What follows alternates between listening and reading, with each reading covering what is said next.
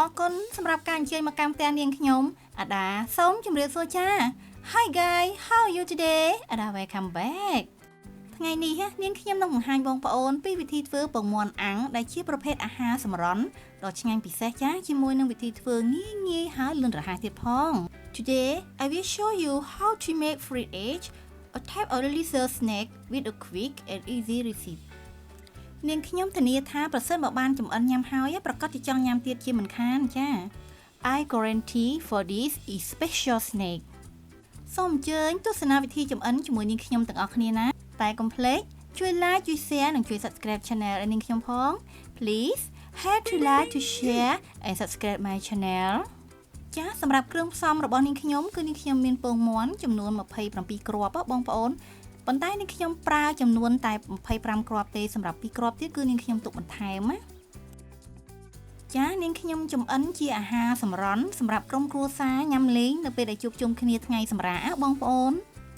សម្រាប់គ្រឿងផ្សំក្នុងការធ្វើពងមាន់អាំងនេះបងប្អូនគឺមានដូចជាទឹកស៊ីអ៊ីវចាជាមួយនឹងប្រេងខ្យងក៏មានជាមួយនឹងអំបិលខ្នុរចាជាមួយនឹងអំបិលស្ករសចាម្រេចម៉ដ្ឋរបស់យើងហ្នឹងចាជាមួយនឹងក្រូចឆ្មានេះដែរគឺសម្រាប់ធ្វើជាទឹកជ្រលក់មានខ្ទឹមសជាមួយនឹងម្ទេសដូចគ្នាណាបងប្អូនចុងក្រោយគឺនេះខ្ញុំមានជីចាជីបង្គាកូនណាចាសម្រាប់គ្រឿងផ្សំធ្វើពងមាន់អាំងនេះគឺមានតែប៉ុណ្ណេះទេបងប្អូនចាប៉ុន្តែរសជាតិពងមាន់ណាដែលឆ្អិនហើយគឺឆ្ងាញ់ពិសេសតែម្ដងណាចា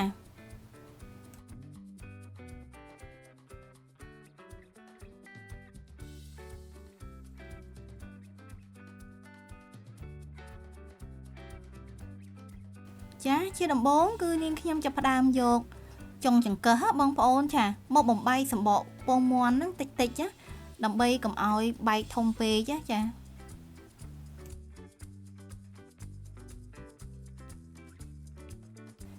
បងប្អូនក៏អាចយកវត្ថុរឹងឬក៏វត្ថុដែលមានចុងស្រួចអ្វីក៏បានដែរដើម្បីមកបំបែកសម្បកពងមាន់បានដូចគ្នាណា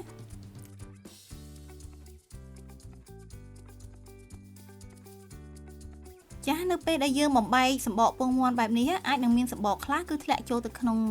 សាច់ពងមាន់ណាបងប្អូនចាប៉ុន្តែយើងនឹងច្រោះត្រងយកសម្បកនេះចេញឲ្យស្អាត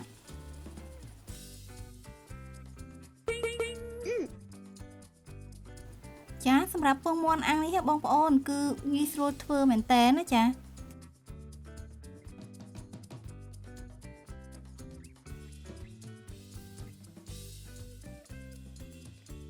នាងខ្ញុំគោះពងមាន់សរុបទាំងអស់គឺចំនួន27គ្រាប់ប៉ុន្តែនាងខ្ញុំធ្វើតែ25គ្រាប់ទេបងប្អូនប៉ុន្តែនៅពេលដែលយើងគោះបំបែកហើយនៅពេលដែលយើងធ្វើការចម្រោះត្រងឲ្យស្អាតហើយនឹងបាត់បរិមាណខ្លះដូច្នេះនាងខ្ញុំត្រូវបន្ថែម2គ្រាប់ទៀតចា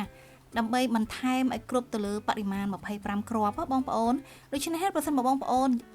ធ្វើចំនួន10គ្រាប់បងប្អូនត្រូវបន្ថែម1គ្រាប់ពីលើនេះណាចា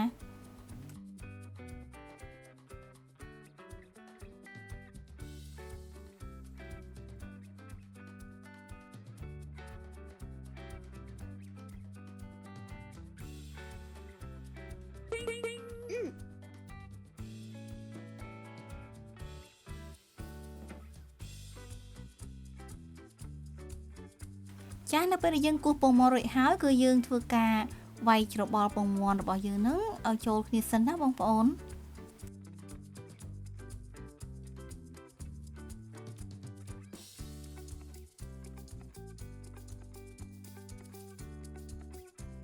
បន្ទាប់មកគឺនាងខ្ញុំយកពងមាន់នេះទៅចាក់ច្រោះដើម្បីយកកំទេចកំទីសម្បកចេញសិនណាចាចាបងប្អូនណាអាចប្រើជាកន្ត្រងត្រង់ដូចនាងខ្ញុំក៏បានឬក៏អាចប្រើជាស្បៃក៏បានដែរចា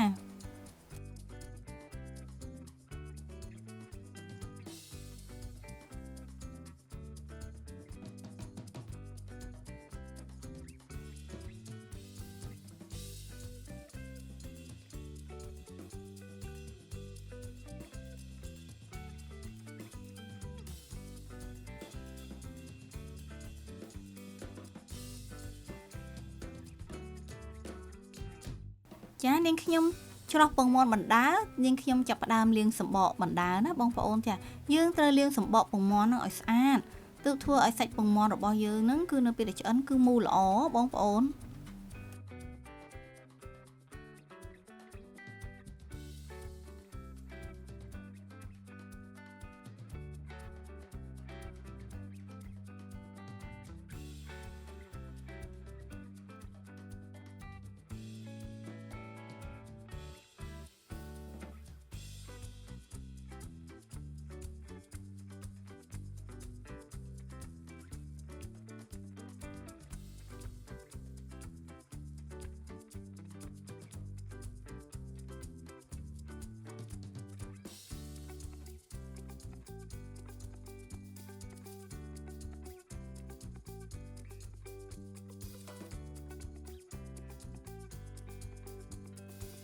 ចាពេលដែលលាងរួចហើយគឺយើងត្រូវយកទឹកដាក់សម្រស់ទឹកចេញសិនណាចា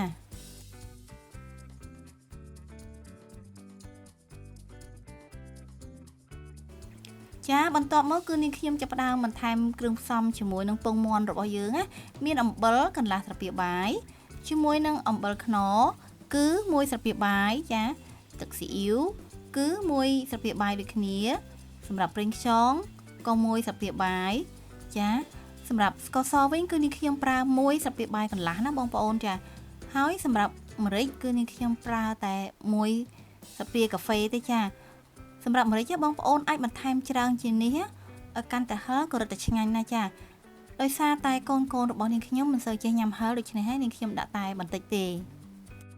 សម្រាប់រសជាតិពងមាន់អាំងគឺត្រូវតែមានរសជាតិប្រៃផ្អែមតិចៗល្មមបងប្អូនគឺយើងកុំយករសជាតិដុតខ្លាំងណាចាបន្ទាប់មកគឺយើងធ្វើការច្របល់ពងទារបស់យើងនឹងឲ្យចូលជាតិគ្នាបានល្អណាបងប្អូន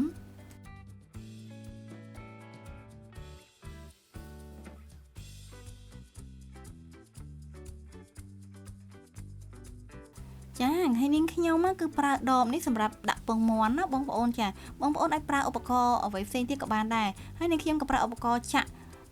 ដើម្បីចម្រោះម្ដងទៀតជាលើកទី2ណាបងប្អូនចាបងប្អូនណាអាចប្រើឧបករណ៍អ្វីក៏បានដែរដើម្បីដាក់ពងមាន់ណាប៉ុន្តែយើងគួរតែច្រោះសម្អាតម្ដងទៀតចាដើម្បីឲ្យសាច់ពងមាន់របស់យើងស្អាតល្អហើយទន់ឆ្ងាញ់ណាបងប្អូនអាចប្រើជាក្រណាត់ស្បៃសម្រាប់ច្រោះឬក៏ឧបករណ៍ច្រោះផ្សេងក៏បានដែរចា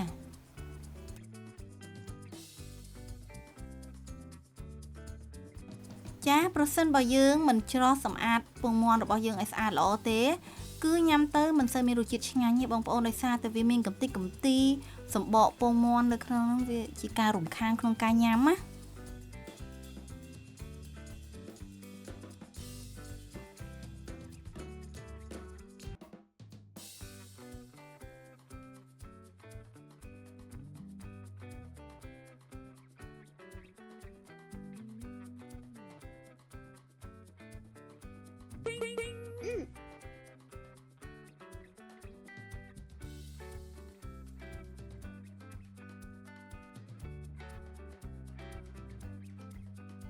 ចាឥឡូវនេះគឺនាងខ្ញុំចាប់ផ្ដើមតម្រៀបកូនចាននេះ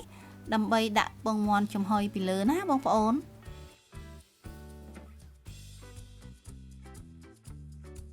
ចាសម្រាប់កូនចាននេះគឺងាយស្រួលប្រើមែនទែនក្នុងការចំហុយពងមាន់ណាចាឬក៏បងប្អូនមានឧបករណ៍អ្វីផ្សេងក៏បានដូចគ្នាដែរចាជាទូទៅប្រជាជនខ្មែររបស់យើងតែងតែហៅកូនចាននេះហៅថាពែងអាកោចាព្រោះគេយកកូនចាននេះទៅចំហុយធ្វើនំអាកោបងប្អូនកំឡុងពេលដែលរៀបចំការចំហុយនេះគឺនាងខ្ញុំកំពុងតែដាំទឹកនៅក្នុងឡាំងសឹងចំហុយឲ្យពុះសិនដែរណាបងប្អូនចាបន្ទាប់មកគឺនាងខ្ញុំដាក់សំបកពងមាន់ចូលសិនណាចា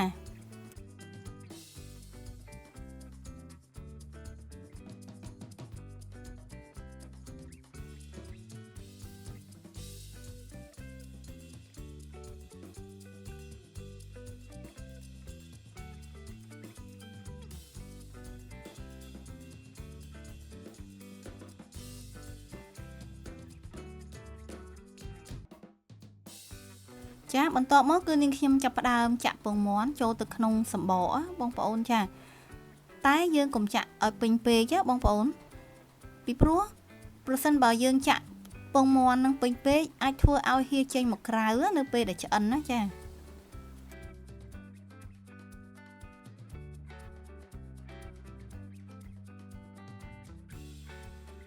ចាឥឡូវនេះទឹកនៅក្នុងឆ្នាំងចំហុយរបស់នាងខ្ញុំគឺពុះល្មមតែម្ដងណាចំណុចសំខាន់ក្នុងការធ្វើពងមាន់អាំងទី1គឺត្រូវដាំទឹកឲ្យពុះសិនណាបងប្អូនចាំយើងដាក់ចំហុយណា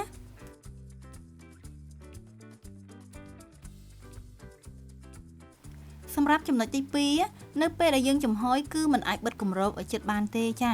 ពីព្រោះកាលណាយើងបិទជិតគឺធ្វើឲ្យពងមាន់របស់យើងនឹងគឺបែកហើយយើងត្រូវចំហគម្របបន្តិចណាបងប្អូនចាហើយចំណុចទី3ដែលសំខាន់នោះគឺត្រូវបន្ថយភ្លើងឲ្យនៅតិចចិត្តពាក់កណ្ដាលណាកំឡុងពេលដែលយើងចំហុយនេះគឺនាងខ្ញុំចាប់ផ្ដើមលាយគ្រឿងផ្សំណាធ្វើទឹកជ្រលក់បងប្អូនគឺមានខ្ទឹមសនេះគឺយើងធ្វើការហាន់ឲ្យល្អិតតិចឬក៏បងប្អូនអាចចិញ្ច្រាំក៏បានដែរចា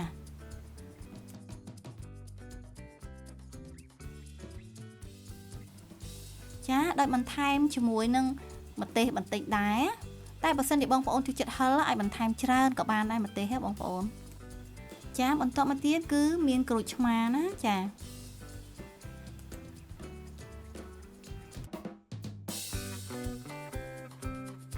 បន្តមកនាងខ្ញុំដាក់អំបិល1ស្លាបព្រាកាហ្វេ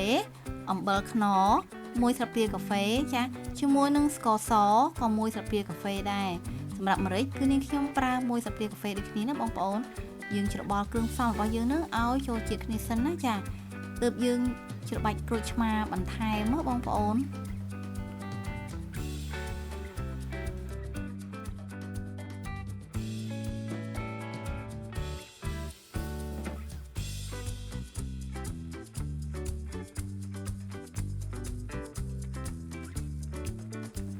បន្ទាប់មកយើងចាប់ផ្ដើមច្របល់គ្រឿងផ្សំរបស់យើងនឹងឲ្យរលាយសព្វចូលគ្នាសិនណាបងប្អូន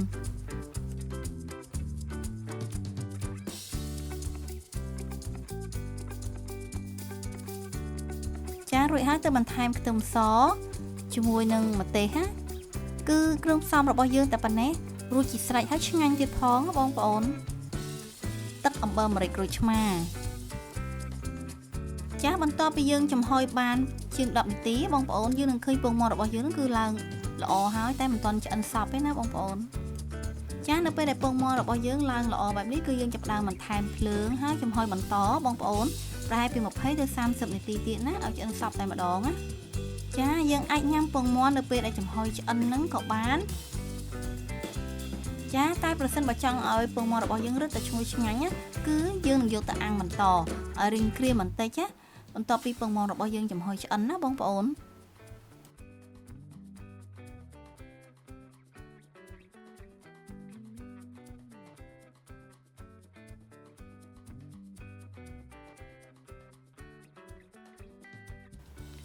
ឥឡូវនេះបងប្អូនពងមាន់របស់នាងខ្ញុំគឺឆ្អិនល្អហើយក្លិនឈ្ងុយមែនតើណាសាច់ពងមាន់ណាបងប្អូនគឺម៉ត់ថ្លាហើយទន់ក្លិនឈ្ងុយរសជាតិឆ្ងាញ់ជាពិសេសបើបានញ៉ាំជាមួយជីបងប្អូនដោយបន្ថែមជាមួយនឹងទឹកជ្រលក់អំបិលម្រេចក្រូចឆ្មាទៀតរឹតតែឆ្ងាញ់ពិសេសតែម្ដងណាប្រសិនបើបងប្អូនមានចម្ងល់អ្វីអាច comment នៅខាងក្រោមវីដេអូរបស់នាងខ្ញុំបានណាប្រសិនបើបងប្អូនណាពេញចិត្តនៅវីដេអូរបស់នាងខ្ញុំណាកុំភ្លេចណាជួយ like ជួយ share និងជួយ subscribe channel ឲ្យនាងខ្ញុំផងណាបងប្អូននឹងបានជួបជាមួយនឹងអាដាជួបជាមួយនឹងរបបអាហារនិងចំណេះដឹងផ្នែកសុខភាពទៀតផងជាចុងក្រោយនាងខ្ញុំក៏សូមអរគុណសម្រាប់ការចំណាយពេលវេលាដ៏មានតម្លៃក្នុងការទស្សនាវីដេអូរបស់នាងខ្ញុំណាជួបគ្នានៅវីដេអូក្រោយៗទៀតជម្រាបលាអរគុណ